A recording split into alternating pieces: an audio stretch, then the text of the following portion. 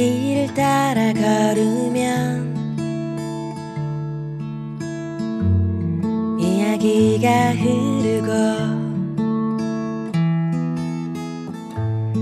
하루를 따라 흐르면 마음에 시 한 줌 꽃처럼 찢어진 지퍼 부분을 따라 다 박은 뒤에도 나는 그 아래와 등 부분을 계속 기웠다. 몸판에 앞뒤가 붙어 입을 수도 벗을 수도 없을 것이었다. 서울의 불빛들이 떠오르고 뱃속에서 유리 조각들이 쨍그렁 소리를 내며 서로를 찔렀다. 전경린의 천사는 여기 머문다에서 한 구절을 읽어드렸습니다. 저는 문장의 소리 DJ 김민정입니다.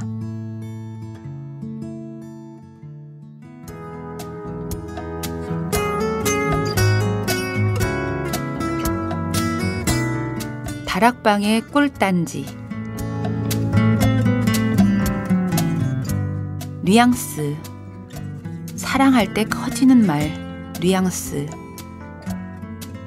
네모였다가 사랑할 땐 물처럼 스미는 말 뉘앙스. 더 많이 사랑해서 상처받게 하는 말 뉘앙스. 아무 말 하지 않고도 모두를 말하는 뉘앙스. 온도, 습도, 채도까지 담고 있는 말 뉘앙스. 사랑할수록 작은 뉘앙스에 휘청거린다. 사랑할수록 감각이 고도로 예민해진다. 상대방을 향해 모든 의식과 감각을 가늘게 뻗는다. 사랑하는 일은 스스로를 왜 이렇게 볼품없이 휘청이게 할까? 시를 쓰는 대상과 세계 앞에서 굳건하게 서 있을 때 그 시는 거짓말이란 생각을 한다. 사랑하는 사람 앞에서 당당하거나 냉소적이었던 기억은 없다. 혼자 알아내야만 하는 말 뉘앙스. 그를 감싸는 모든 것이 그의 언어라 생각하고 풍경을 더 눈여겨볼 수밖에 없었다. 시 또한 그러지 않을까? 무엇을 쓰려고 할 때 그것 앞에서 바들바들 떠는 일, 그것 앞에서 눈치를 보는 일, 사소한 움직임 하나에도 나의 생활이 엉망이 되는 일, 사랑할 때 무심히 넘겨야 할 말은 아무것도 없다. 뉘앙스. 말하지 않아도 들어야 하는 말. 가끔은 내가 쓰고 당신이 읽는 마음. 뉘앙스. 오늘 다락방의 꿀단지에 시작 노트를 채워주신 분은 성동혁 시인이었습니다.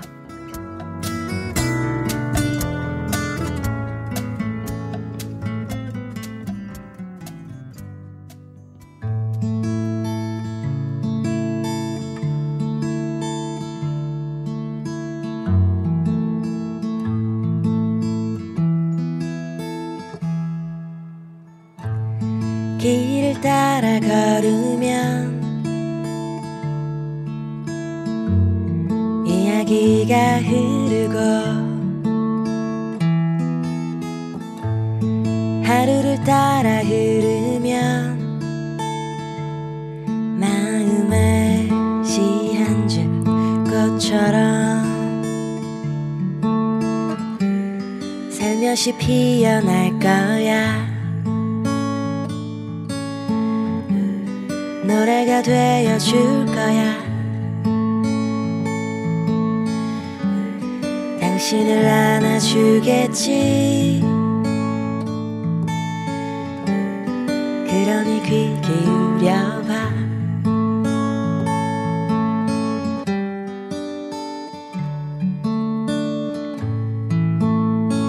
심장의 소리. 작가의 방을 진행을 하니까요. 반가운 얼굴들을 이렇게 만나게 돼서 참 좋네요. 지금 제 옆에는 저 정말 너무나 보고 싶어 했던 친구가 한 명 앉아 있어요. 이번에 두 번째 시집인 미제레레를 들고 한 시인이 앉아 있습니다. 김한 시인 안녕하세요. 안녕하세요. 네, 잘 지내셨어요? 예, 그럭저럭 잘 지내고 있습니다. 살이 포동포동 오르셨네요. 많이 빠졌어요. 그래도. 아, 그래요? 네. 우리가 본 지 정말 오래됐나 보다. 한 5kg 빠졌어요. 진짜? 네. 비결은 나중에 이따 얘기를 해주시고 지금 이제 김한 시인이 오셨는데 뭐 저야 뭐 아니까 이렇게 말을 한 거고 살짝 또 소개를 안 할 수가 없죠. 제가 살짝 김한 시인의 양력을 읽어드리겠습니다. 77년 서울에서 태어났다. 2004년 현대시를 통해 등단했다. 인하대학교 한국어문학과를 졸업했고 동대학원 박사과정에 재학 중이다. 시집으로 오빠 생각이 있다. 현재 현대시 편집장이다. 직접 쓰신 양력이시죠? 예. 마음에 드세요? 다르게 쓸 게 없기 때문에 그냥 공부를 이렇게 또 재학 중이라는 거를 밝히셔서 나이가 이제 38인데 아직 재학 중이라 창피한 일이죠. 근데 공부 얘기를 제가 이따 좀 해보려고 하는데 일단은 미제레레 두 번째 시집이잖아요. 네. 네, 축하드려요. 감사합니다. 네, 참 복이 많다 싶은 생각이 드는 게 표지가 너무 멋있는 거예요. 저는 그거 참 복이라고 생각이 들어요. 이 시리즈가 이렇게 나오게 되면 표지 운이라는 것도 좀 있는데 그리고 또 사실 표지가 또 강렬한 것 같으면서도 되게 슬퍼요. 그렇죠? 이 표지에 있는 빨간색 무늬들이 네. 제 시 원고를 꾸겨가지고 만든 거라고 하더라고요. 아, 진짜? 그냥 우스갯소리로 내 시가 쓰레기인 거다. 라고도 하고 그냥 이제 하는데 여러 쓰레기라도 이렇게 표지에 나온 게 어디예요? 그렇죠. 여러 가지 시안들 중에서 이제 제 아내가 이게 제일 마음에 든다고 네. 해가지고 이제 저는 아내의 말을 믿고 했는데 그러니까 아내 없이 못 사는 사람이잖아요. 네, 열심히 충성을 다하는. 참고로 제가 이제 오빠 생각이라는 김한 시인의 첫 시집을 만들었었는데 그때는 아내가 여자친구로 되게 강하게 어딘가에 신처럼 계셨었는데 그 이후에 결혼도 하시고 또 딸도 낳으셨잖아요. 예, 그렇죠. 네. 어때요? 지금 이제 딸 태어난 지 5개월 조금 넘었어요. 네네. 뭐 잠 같은 거는 이제 오래 자거나 그런 거는 이제 포기는 하는데 네. 하루하루가 새롭고 즐겁죠. 아무래도. 아내는 여전히 사랑스럽고. 너무 고맙고 아우. 사랑스럽고. 뭐. 존경하는 거죠? 네, 당연히 존경을 하면서 모셔야죠. 아기 이름이 뭐예요? 뭐 연예인이 아니니까 이름은 밝힐 수 있잖아요. 원래 태명이 봄봄이었어요. 네. 봄에 태어난다고 해가지고 하다가 그 태명이 너무 좋아서 그냥 간단하게 지었어요. 김봄. 아, 정말? 네. 김아는 본명이 아니잖아요. 그거는 이제 아내가 연애할 때 지어준 네. 필명이죠. 많은 고민이 있었을 텐데 사실 제가 본명이 김명인으로 알죠. 그렇죠. 네. 근데 아내가 없었으면 이름도 없고 애도 없고 집도 없고. 그럼요. 예, 참 부러운 일 같은데 사실 두 번째 시집인데 어떻게 보면 제목이 딱 네 글자씩. 뭐 네 박자도 아니지만 그 사실 제목을 미제레레가 참 쉽지가 않은 제목이죠. 제가 알고 있기로는 이 뜻이 주여 궁휼히 여기소서라는 뜻으로 네. 제가 알아요. 네. 그래서 저는 사실 이 제목의 연작으로 작업을 했던 루오도 좀 생각이 났고 루오가 동파나 흑백으로 좀 작업을 했던 연작을 저는 좀 기억을 하고 있었거든요. 하고 많은 제목들 중에서 이 제목을 선택하게 된 이유가 혹시 계기가 있었나요? 일단은 제가 쓰는 시들에서 어떻게 보셨을지 모르겠지만 종교적인 색채는 많이 있거든요. 네네. 그러니까 그거는 제가 중고등학교 시절에 아무래도 기독교에 많이 빠져 있었고 지금은 멀리 떠나 있지만 빠져 있기 때문에 그 흔적들이 계속해서 지울 수 없고 이 시집에서 말하고 싶어하는 것들이 나를 불쌍히 여겨달라.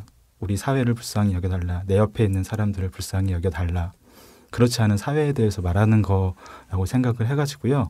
이걸로 정하게 됐어요. 네, 그 첫 시집과는 제가 다 읽어보니까 확실히 이게 세계의 폭과 이제 아이를 낳고 난 다음에 이 세상을 바라보는 마음들이 확실히 달라지는 것 같더라고요. 그러니까 그런 의미로 보자면 저는 아직 철이 없는 건데 사실 두 번째 시집이 저한테는 상당히 어렵더라고요. 내고 나서도 한참 방황 중에 있는 거고 어떠세요? 아무래도 그러니까 첫 시집이 제가 늦게 나온 편이잖아요. 죄송해요. 아니 그거는 이제 농담이에요. 네, 그거는 제가 너무 더디게 써왔고 갈피를 네네. 못 잡아서 그런 건데 네. 첫 시집의 2부, 3부에 있는 시들이 아마 원래 두 번째 시집 정도에 원래 좀 들어갔어야 됐고 그래서 첫 시집은 약간 1.5집 정도의 느낌이 저한테는 있어요. 그래서 첫 시집을 배치를 할 때도 썼던 순서대로 거의 배치를 했기 때문에 그래서 그 다음 작업이라서 의외로 두 번째 시집은 수월이 좀 묶였던 것 같은데 이제 문제는 이제 세 번째 시집을 어떻게 할까가 지금 가장 큰 고민이죠. 저처럼 될 거예요 아마. 칭찬인가요? 아니요. 저 너무 무서워서 이제 까불기가 쉽지 않겠구나라는 생각을 좀 하게 됐는데 이 시집 보다 보니까 이제 조광석 평론가의 말이 좀 정확하다 싶었던 게 지적인 방식으로 씌워졌음에도 불구하고 읽고 나면 진한 서정성이 남는다. 좀 정확하다고 저 나름대로는 좀 생각을 했어요. 저도 이런 부분에 좀 생각이 들었는데 지적인 분은 맞아요. 그러니까 제가 오빠 생각을 만들 때도 이제 제목이 그래서 그런지 모르겠지만 약간 1930년대 지적인 문인들의 느낌이 안 씨에게는 있어요. 제가 조선인처럼 생기긴 했죠 원래. 아니 얼굴은 사실 그렇게 또렷하게 기억나는 얼굴은 아니잖아요. 그렇죠. 묻혀서 하는 거를 제 인생의 목표로 하기 때문에. 근데 평소에 좀 공부를 좀 많이 하는 편이에요? 아니요. 저는 그렇게 크게 공부를 지금 뭐 공부 박사과정에 있긴 하지만 주어진 과제 내에서만 이렇게 할 뿐이지 막 그 커리큘럼에 따라서 주어진 역사대로 쭉쭉쭉 공부하는 스타일은 아니고요. 그냥 읽고 싶은 책 읽고 보고 싶은 책 보고 그런 정도의 수준이에요. 그러니까 남들이 많이 안 보는 책 잘 골라보고 약간 그런 쪽이 있지 않으세요? 남들이 안 보는 책이 뭔지를 모르죠. 잘. 그냥 잡히는 대로 그냥 이제 읽는 편이니까. 그러니까 약간 시에서 쓸쓸한 정서가 있는데 30년대 문인들이 가지고 있는 약간 모던한 부분이 있잖아요. 그런데 뒤로는 약간 쓸쓸한 서정이 멜랑콜리한 부분들도 좀 있고, 그러니까 두 권의 시집에서 빚어졌던 제 감상은 좀 그랬거든요. 그래서 이제 좀 여쭤봤던 거고, 이번 시집을 통해서 아까도 말을 했지만 많이 이 사회를 통해서 사람, 삶, 뭐 사랑 많은 걸 던지고 있단 말이죠. 네.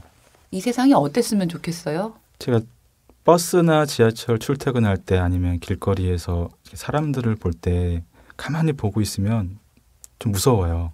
전부 다 자기 가정에선 학교에선 직장에선 전부 다 착한 사람이고 선한 사람일 텐데 그 바운더리 안에서만 선할 뿐이지 그 바깥을 향해서는 악이거든요. 그러니까 저는 일단 그런 공포감 같은 거가 일단은 이 시집에 들어있는 시들을 쓸 때 그 발단이었던 것 같아요. 그러니까 다름을 인정을 해야 되는데 그 바깥에 있다고 악이라고 느껴지는 거는 잘못된 것이 아닐까.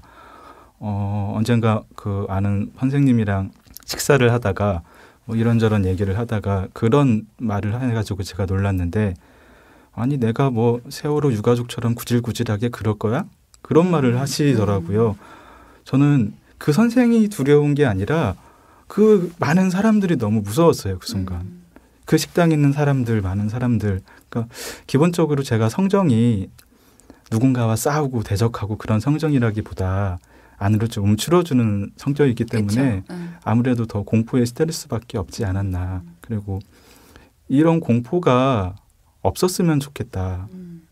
라는 게 아마 개인적인 성정에 따른 시작이지 않았을까. 그러니까 사람들이 가지고 있는 그 이기가 상당히 무서운 거죠. 네. 이기라는 말 자체가 되게 칼처럼 생겼잖아요. 그렇죠. 네, 그래서 사실 이번 시집은 뭐 제목도 그래서 그런지 모르겠지만 뭔가 우리 안에서 뭘 잘못하고 있나, 뭘 어떻게 살아야 되나 이런 것들을 스스로한테 약간 좀 던지게 되는 부분도 없잖아 있어서 한번 여쭤봤고 이제 사람들 얘기를 조금 했는데. 밥벌이를 시와 관련된 일로 하고 있잖아요. 네. 현대시의 편집장이라고 하면 매달 월간지니까 한 달에 몇 편 정도의 시를 읽는 것 같아요, 보통? 기본적으로 뭐 한 달에 월간지니까 그 해당 달에 실리는 신작이나 그리고 다시 리뷰로 실리는 시들을 합치면 뭐 5, 60편 정도는 읽지 않을까 싶은데 어때요? 그럼 1년으로 합치면 그게 600편이잖아요. 대략.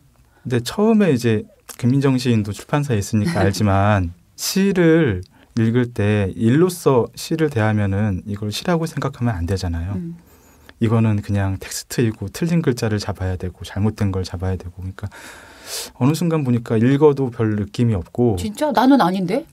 난 좋은 건 좋은데? 책이 나온 다음에 다시 읽으면은 그 다음엔 이제 다가와요. 지금 현대시에서 일한 지가 얼마나 되셨죠? 헤아려 보지는 않았는데 한 5, 6년은 넘지 않았을까 싶은데요. 오래됐구나. 그래도 생각보다. 네. 어때요? 그 문학하는 시를 쓰는 사람이 시잡지를 만든단 말이죠. 저는 사실 이 일을 하면서 가장 좋은 건 배우는 게 있는 거거든요. 그러니까 안 배우고 싫은 것도 물론 있지만 느닷없이 배워지는 것들이 되게 많아요. 그건 사람한테 배우는 거 되게 많고 태도나 어떤 살아가는 목표 이런 것들을 수정을 하게끔 만들어준 어떤 계기를 마련해준 선생님들을 만날 때가 있었는데 혹시 안 씨는 그런 적이 없으신지?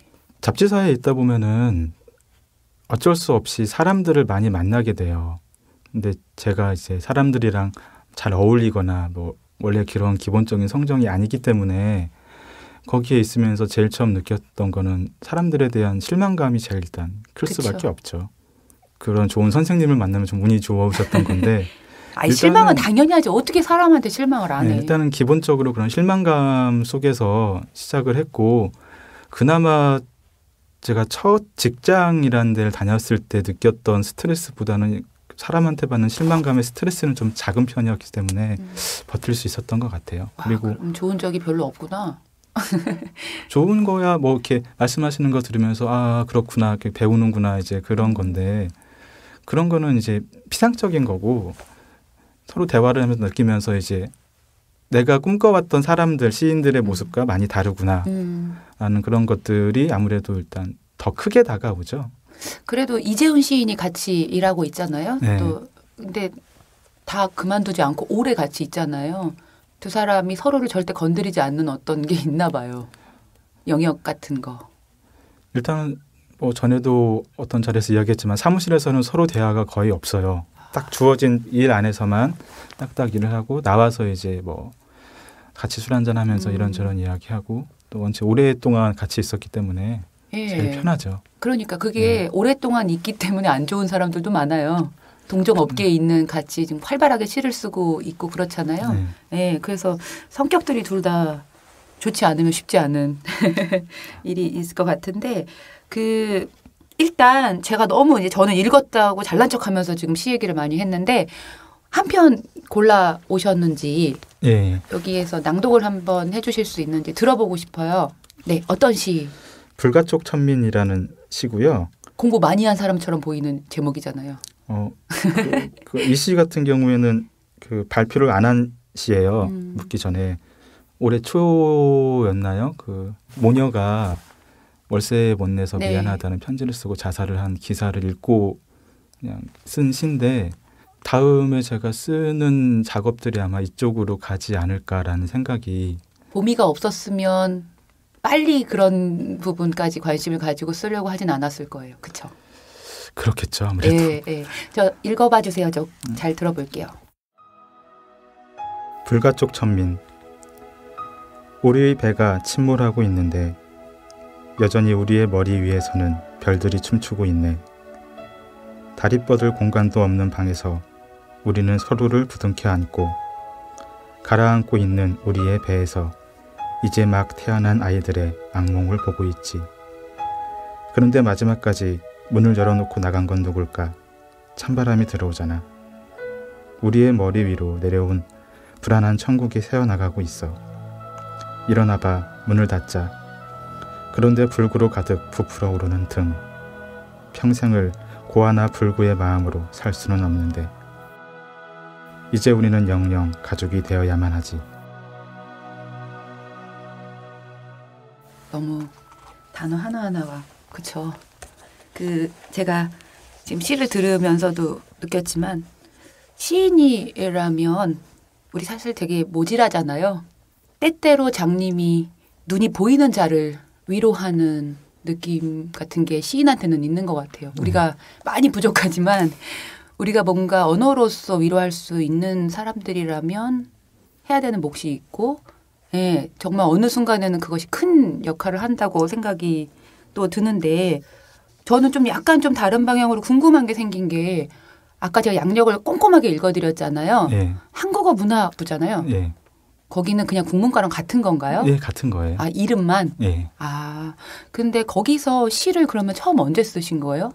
원래는 공부를 제가 고등학교 때 안 해가지고 그 전문대에서 건축설비학과를 나와서 건축설비학과요? 예, 나 졸업을 해가지고 아, 어떻게 운이 좋아가지고 거기 나오시는 선생님네 회사로 들어가서 첫 직장을 그때 다녔는데 그때 너무 힘들었어요 개인적으로 몸무게가 한 뭐 45kg 막 4kg까지 쭉쭉 빠져서 초등학교 몸무게인데요. 그렇죠. 그래서 그만두고 나라는 사람이 일반 직장에 어울리지 않는 사람이구나, 내가 적응을 못하는 사람이구나라는 생각이 일단 제일 먼저 들었어요. 그러니까 내가 얼마나 무능하구나라는 생각을 먼저 들어서 그럼 내가 무능하니까 내가 할 수 있는 게 뭘까? 그냥 원래 좋아하던 그러면 책 읽고 글 쓰는 거. 그건 예전부터 좋아했고. 네, 좋아했으니까 이제 그럼 그런 걸 해보자. 그래서 이제 인하대로 들어간 거죠. 그래서 그때부터 이제 시라는 걸 한번 써보자라고 했고 뭐 아시겠지만 인터넷 동호회에서 만났던 서대경 시인 그리고 서대경 시인 통해서 만났던 뭐 신동욱 시인, 박장호 시인, 뭐 강성은 시인 뭐 이렇게 해가지고 같이 동인도 하면서 그때부터 이제 시를 쓰기 시작했죠. 와, 동인들은 요새 자주 만나요? 자주 못 만나죠. 제가 아무래도 동인들도 거의 다 시집을 지금 내서 활발히 활동을 하고 예. 계시잖아요. 예, 다들 뭐 이제 열심히 거의 10년 이상 쓴 중견 시인이 되는 안 보는 사람은 없어요? 자주 보지 못하더라도 마음으로는 늘 동지니까. 와, 동지 오랜만에 예. 듣네요. 저는 왜냐하면 인하대 같은 경우는 평론을 하시는 분들이 많아서 혼자 시 쓰기가 참 어려웠을 거라는 생각을 나름 또 해봤어요.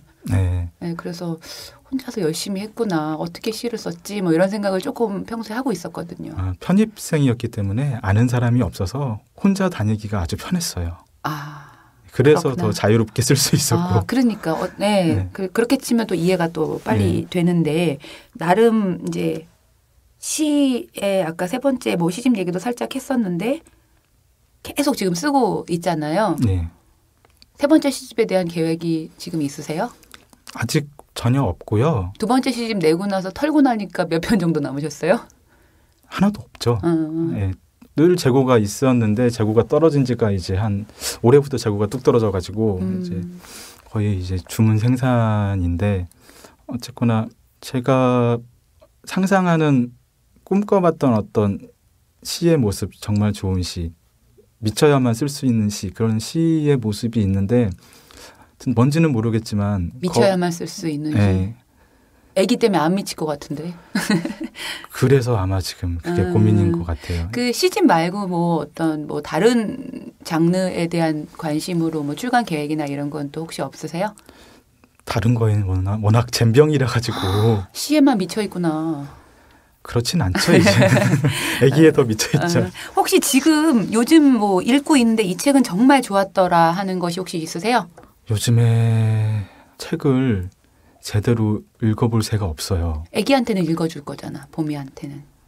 봄이한테는 이제 그 노래 나오는 동요책이나 이제 그런 거라고 이제 학교 박사를 다니고 있으니까 이제 과자에 급급해가지고 쓰고 이제 대신 시를 쓰다가 늘 막힐 때마다 펼치는 책들은 있거든요. 아, 어떤 책이에요? 김구용 시집이나 이상은 시집 말고 산문집을 너무 좋아해요. 이해가 된다. 이상의 산문집이나 그런 것들은 제가 쓰다가 헤매고 있을 때쯤이면은 한 번씩 펼쳐보게 돼요. 그러면은 어쨌거나 어떤 답들이 그 안에서 때로는 보이고 아니면 그 사람의 에너지를 내가 또 얻게 되고 그런 느낌은 늘 있어요. 김구용 선생님 얘기를 하니까 조금 이 시집에 대한 연관을 조금 찾게 되는 느낌, 뉘앙스가 좀 닮아 있는 것도 좀 느껴지는데 네. 마지막으로 질문을 하나 할게요. 네. 진짜 하고 싶은 일이 뭐예요? 유치원 때는 공군을 하고 싶었는데 유치원 때? 네. 공군이 유치원 때 뭔 줄 알아요? 똑똑했구나. 그냥 멋있어 보여서 그랬고 초등학교 들어가서는 문학이 뭔지는 몰랐지만 하여튼 소설가를 하고 싶었어요. 뭔지는 몰랐지만 왠지 그게 멋있어 보였고 얼레설레 어쩌고 저쩌고 살아오다 보니 지금은 뭐 꿈꿔왔던 대로 글 쓰고 살고 있으니까 그냥 이제 내가 쓰는 글 더 열심히 쓰면서 살면 되지 않을까. 뭐 다른 꿈을 꾸거나 그런 거는. 아 진짜. 네. 아니 진짜 하고 싶은 일들을 하면서 사는 사람들이 많지 않은데 어떻게 보면 이제 글 쓰시는 분들을 만나면 그들이 천천히 늙는 거예요. 또래들에 비해서. 철이 없어서 그래요. 아니 진짜 하고 싶은 걸 하고 살아서 그래서 이렇게 행복한 얼굴로 늙지 않는가 이런 생각을 좀 해보게 되더라고요. 우리가 알고 있는 50대 선배들 우리는 별로 어려워하지 않는데 그 연배들의 직장인들 보면 너무 할아버지 같이 늙어 있어서 그렇죠. 네, 그래서 오랜만에 만났는데 더 어려진 얼굴을 하고 있어서 하고 싶은 일이 뭔가라는 궁금증을 조금 품게 돼서 마지막으로 여쭤봤어요. 이 방송을 듣고 계시는 청취자 여러분들한테 마지막으로 한마디만 좀 해주세요. 제가 늘 김미정 시인한테도 얘기를 했지만 마이크 앞에 오면 떨려요. 전혀 안 떨었어요. 내가 떨었는데. 떨려가지고 꼭 그 디테일한 질문들에는 대답을 하겠는데 이런 뭉뚱그레한 인사 같은 거에는 참 이렇게 갑자기 머리가 백지장이 돼가지고 그냥 남들이 하는 이야기처럼 한국 문학이 아주 좋습니다. 사랑해 주세요. 네, 가장 중요한 얘기를 하신 거예요. 정말 그렇죠. 네. 특히나 시집 많이 사랑해 주셨으면 좋겠다는 네. 제가 그 말을 좀 덧붙여 볼게요. 네. 아기 잘 키우시고 네, 알겠습니다. 또 어느 자리에서 뵙고 네. 네, 오늘 감사했습니다. 네, 감사합니다. 네.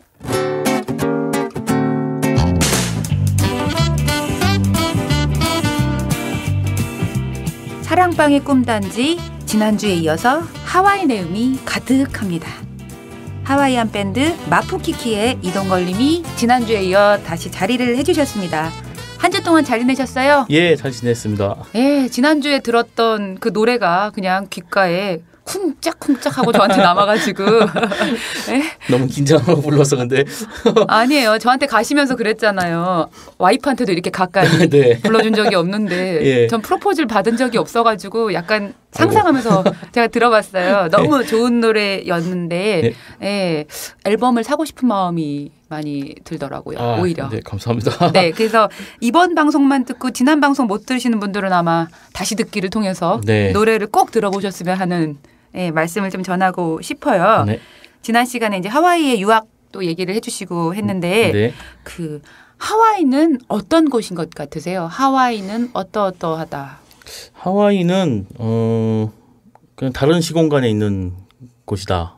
제가 안 가봐가지고 못 예, 가봐가지고 그냥 저도, 꿈만. 예, 저도 사실은 하와이 가기 전에 막연하게만 어떤 곳이겠지라고만 생각하고 갔었는데요.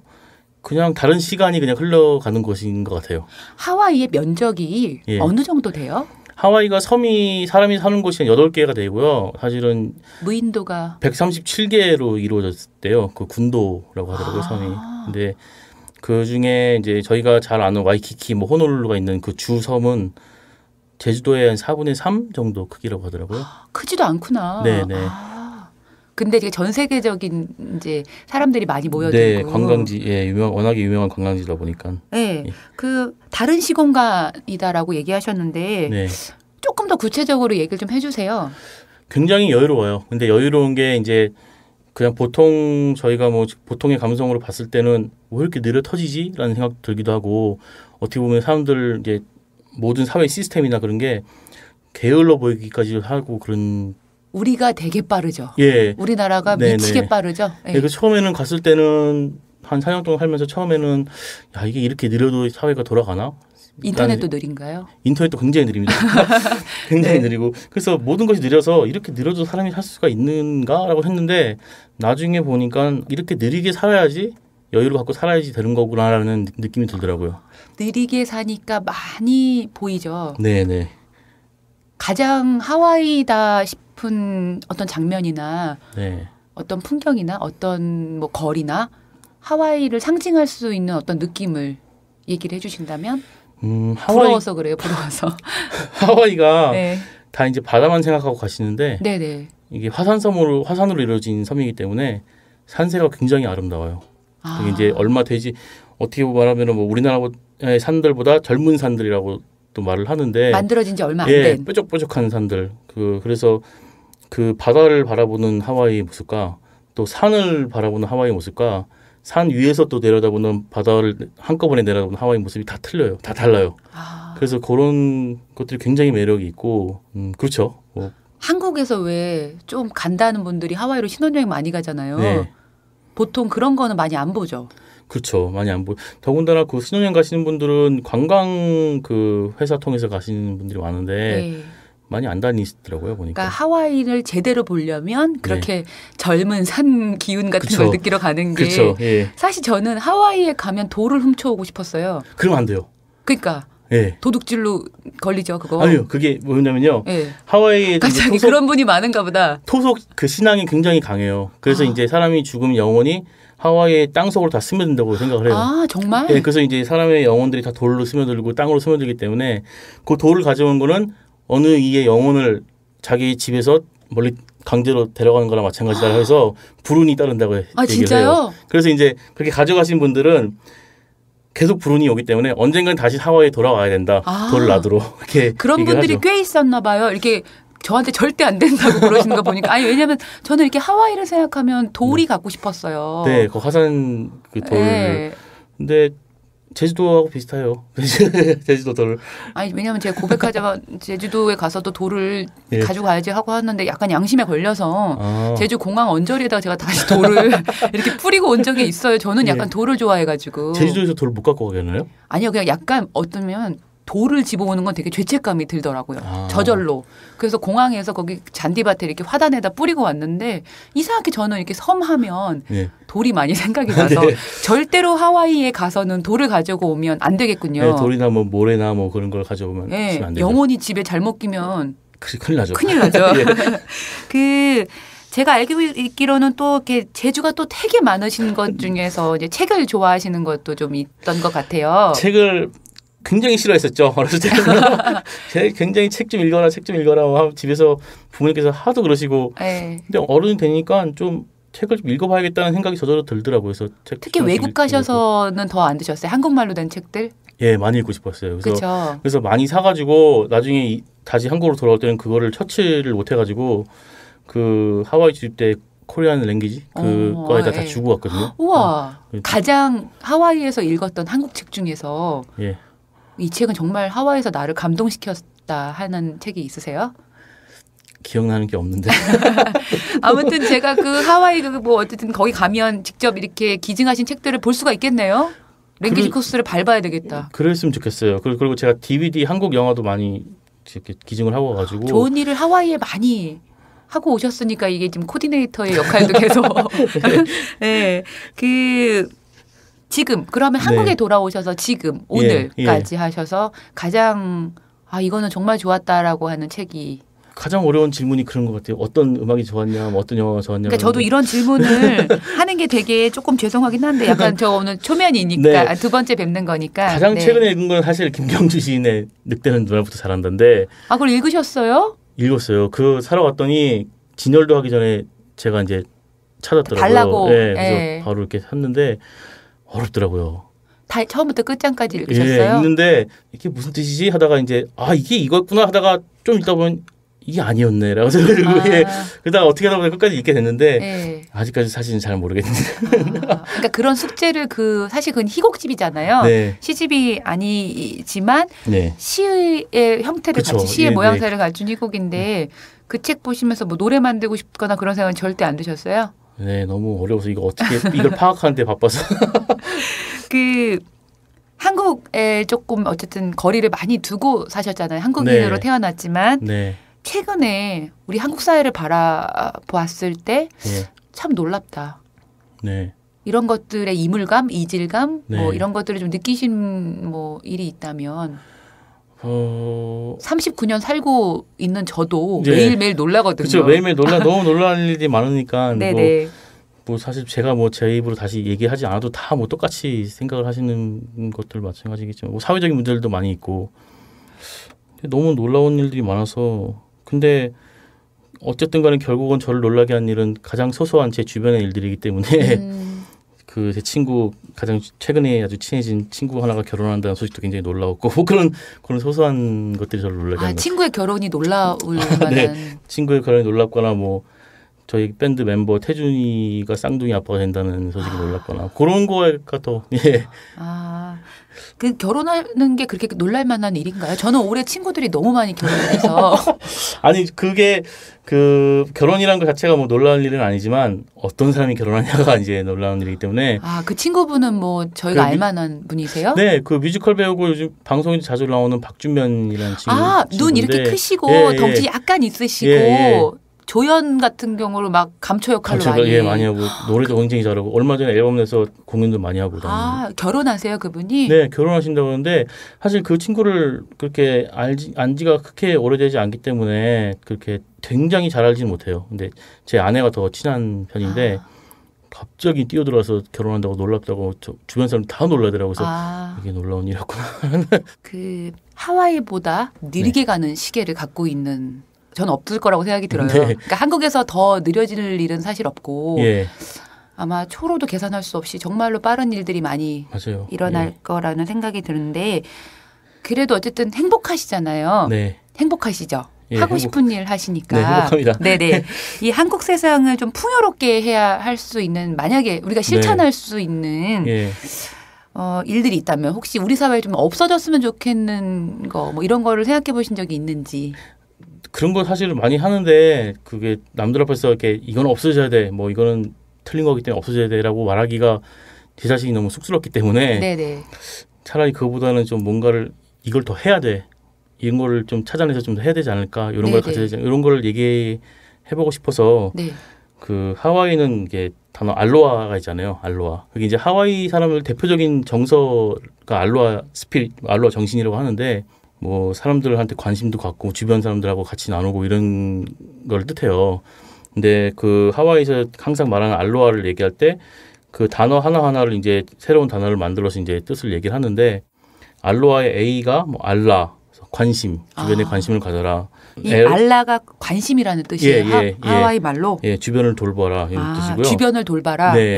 그리고 로카히는 협동, 항상 함께 협동하고 올루는 좋아. 항상 함께 어우러서 살고. 말들이 다 너무 예쁜데요? 하와이 말들이 이쁘죠. 너무 이쁘다. 하아하아 겸손, 항상 겸손하고. 하아하하. 하아하아. 이게 쉬운 건데도 발음하기가 어렵네요.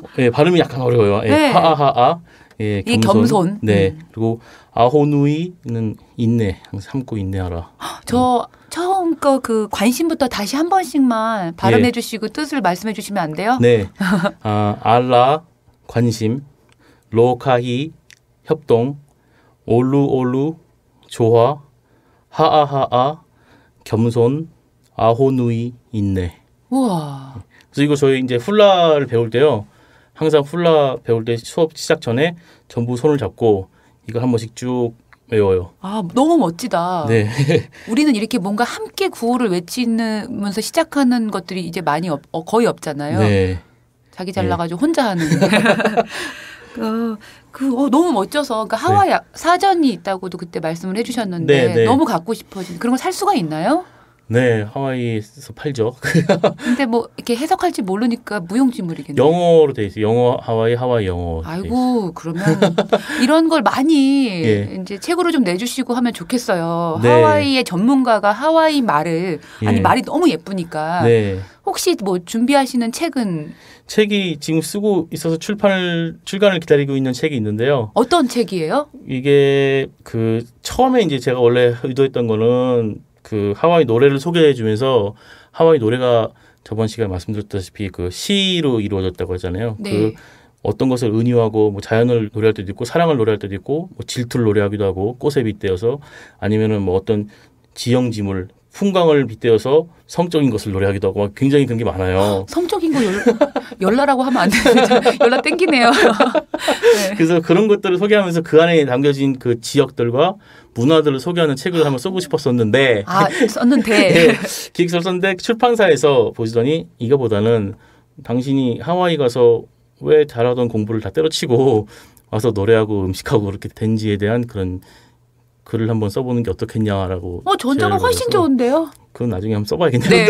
제가 꼬셔가야겠는데요. 너무 재밌을 것 같아가지고. 저는 이렇게 말이 예쁘고 그리고 너무나 시적이어서. 네, 사실 하와이 대표적인 아까 말씀드렸던 알로하 말고 정말 하와이 사람들을 대표하는 정서가 카오나라는 게 있어요. 카오나. 이게 뭐냐면은 숨겨진 뜻이라는 뜻인데요. 우리나라 말이 뭐 너무 은유. 예쁘다. 그래서 뭐 이런 카오나를 사용하기 때문에 한번 의미를 덮음으로써 더 직접적으로 얘기를 할 수 있는 그런 게 되는 거죠. 그래서 그런 노래들이 그게 이제 노래들이 많이 녹아 있어요. 그래서 그런 것을 소개하는 좀 앞으로 하실 일이 정말 많다. 네. 네네네. 그 스스로를 예. 뭐 저는 그런 일을 잘 안 하지만 예. 그 정의할 수 있는 말이 혹시 있을까요? 그게 우리말로 뭐 예를 들면 뭐 새, 뭐 나무 이런 것처럼 정의할 수 있는 말이 혹시 있다고 생각하세요? 만약에 한국말이 어려우시면 네. 하와이 말로 해주셔도 될 것 같아요. 아니요, 그냥 한국말로. 네. 저를 항상 사람들이 이제 하와이 친구들이 저한테 지어준 별명이 그 코끼리이긴 한데. 그래서 식당 이름을 그래서 지으신 거예요? 코끼리인데. 근데 코끼리까지는 아닌데. 그렇죠. 네. 근데 고래가 저는 항상 고래를 보면은 하와이에서 고래를 봐도 그렇고 고래를 보면은 하와이에 고래가 흔해요? 예, 그 마우이 같은 데 가면은 고래가 네. 굉장합니다. 그 고래 시즌 되면은 배를 타고 가면 바로 옆에서 고래가 이만한 고래가 이렇게 지나가고 하는 걸 볼 수 있습니다. 제가 평생 할 수 없는 일, 볼 수 없는 것 같아요. 돌고래들이 막 푹 뛰어놀고. 네. 고래를 보면은 좀 제 생각이 좀 나요. 그러니까 보면은 이게 이제 누가 보기에는 사람들이 보기에는 고래가 이 끝없는 이 망망대해를 그냥 정처 없이 다니는 것처럼 보이긴 하는데 고래 나름대로는 이 목적을 갖고 이렇게 여행을 하는 거잖아요. 그러니까 저도 보면은 공부를 오랫동안 하기도 했는데 뭐 돌아서 뭐 뮤지션도 하고 있고 지금 뭐 식당도 경영하고 있고 더 뭐 다른 것도 더 찾아가서 더 하고 싶어하는 그런 마음이 왠지 계속 여행을 하는 제 나름대로의 목적을 갖고 좀 여행하는 고래 같다는 생각이 들어서. 그럼 식당 이름 바꿔야겠네요. 아니 왜냐하면 되게 어떤 느낌이었냐면 고래를 얘기하시니까 예. 되게 순하고 네. 되게 여리고 네. 되게 순둥이의 느낌이 있는데 되게 네. 똑똑하잖아요. 네. 네, 그러니까 지금 저는 실물로 보고 있으니까 피부도 되게 좋으세요. 약간 그 고래의 표면처럼 반질반질한 느낌도 있어. 사실 코끼리까지는 아니셔서 바다 표범 정도는 상상을 했는데 그래서 그런 의미로 네. 그 이제 뭐 아까 좀 책 얘기도 하셨지만 네. 앞으로의 계획, 뭐 앞으로의 꿈, 예. 네, 지금 이제 몇 달만 있으면 한국 나이로는 40이 되시는 네, 거잖아요. 40이 부록이 되니까. 네네. 앞으로의 계획이 있으시면. 계획은 사실은 그렇게 굉장한 계획을 세워놓고 사실은 살진 않았던 것 같아요. 뭐 그래도 이제 가족 결혼도 작년에 결혼했는데요. 가정이 생겼으니까 이제 행복한 가정을 꾸리는 게 이제 가장 큰 앞으로 인생의 목표가 된 거고. 아내를 하와이에서 만난 건 아니에요? 아니요, 하와이에 있다가 방학에 잠깐 들어왔을 때 만나게 됐어요. 그러면 한국이 하와이 같기도 하겠다. 네. 그리고 뭐 당장 뭐 하고 싶은 일은 그 하와이 문화 관련된 그런 행사를 한번 해보고 싶어요. 페스티벌 같은 거를 하와이 뭐 단순히 하와이 음악을 소개하는 행사가 아니고 뭐 하와이에 있는 그 모든 그런 라이프 스타일, 뭐 음식부터 해서 뭐 여러 가지 문화를 가져와서 소개할 수 있는 그런 행사를 만들어 보고 싶은 게 계획입니다. 와, 하와이 문화 전도사. 그렇게, 예. 네. 코디네이터 이런 거 전 어려워서 하와이의 문화라는 것이 사실 다잖아요. 다. 네, 하와이를 한국에 심어놓고 싶으신. 예. 하와이의 정신을 흐트리지 않는 네. 상태에서 그러시는 건데 저는 되게 이제 하와이가 궁금해지면 네. 이동걸 씨한테 전화할 것 같아요. 네. 먼저 얼마든지. 식당에도 놀러 가고. 네. 네, 그렇게 하겠습니다. 네. 네, 오늘 청취자 여러분들도 얘기를 내내 들으시면서 이제 하와이 가고 싶다는 생각을 저처럼 하셨을 것 같은데요. 네, 저만 그런 건 아닐 거라는 생각을 또 덧붙여 보면서 아쉽지만 여기서 마치고 다음에 더 좋은 기회에 네. 또 뵙도록 하겠습니다. 오늘 수고하셨어요. 네, 감사합니다. 네, 고맙습니다. 네.